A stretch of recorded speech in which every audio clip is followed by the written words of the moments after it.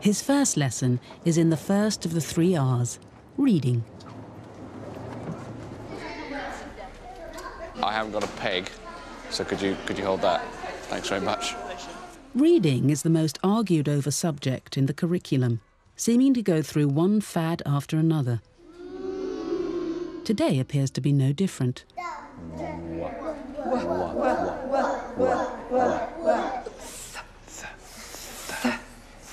David's new classmates are being taught reading with a system called phonetics.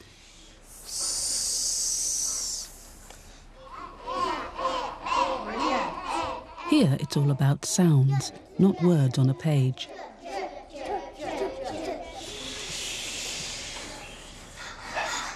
It's a world away from his own childhood experience.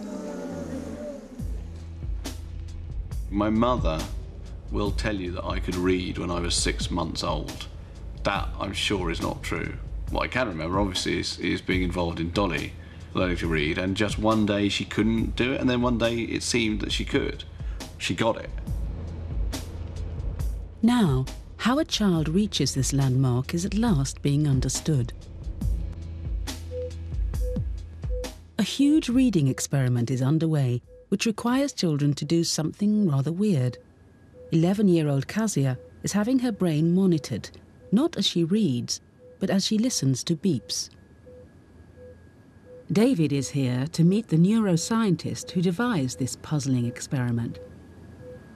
So what kind of sounds is Cassie actually hearing? She's hearing very simple beeping noises. So, for example,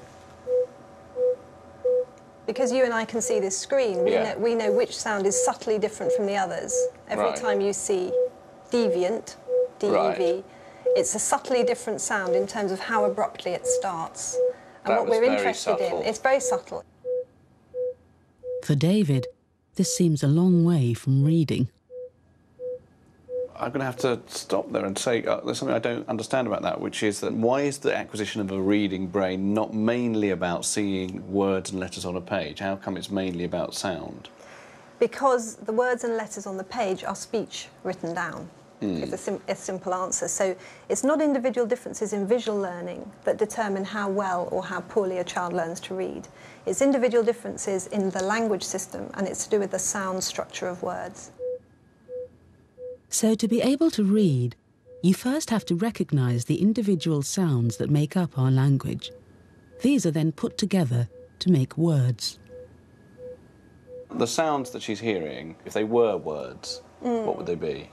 Well, for example, a word can start very abruptly, like with a p sound or a b sound, or it can start much more gradually, say with a w sound or a l sound. And those rates of change in the amount of energy hitting the ear, it's very important that your brain is picking up those differences in the rate of change for you to hear p versus w, for example. I see. Although Kazia is not even conscious of it, her brain scan shows that she is able to recognise these subtle differences, and so has entered the world of reading. Not all children will.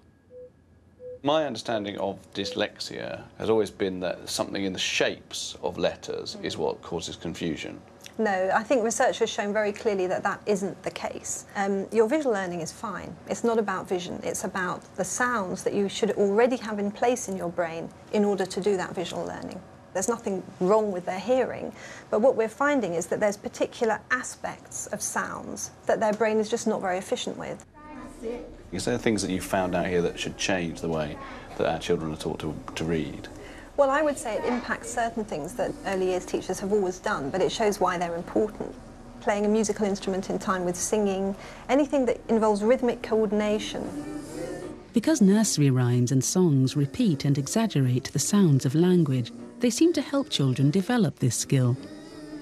So play involving music and rhyme, things that are fun, in fact, like singing and music, will help children learn to read. It will help their language system develop. That's the sort of counterintuitive bit of this research. And if you've got that strong sound structure system in your brain, then you'll be able to learn to read much better.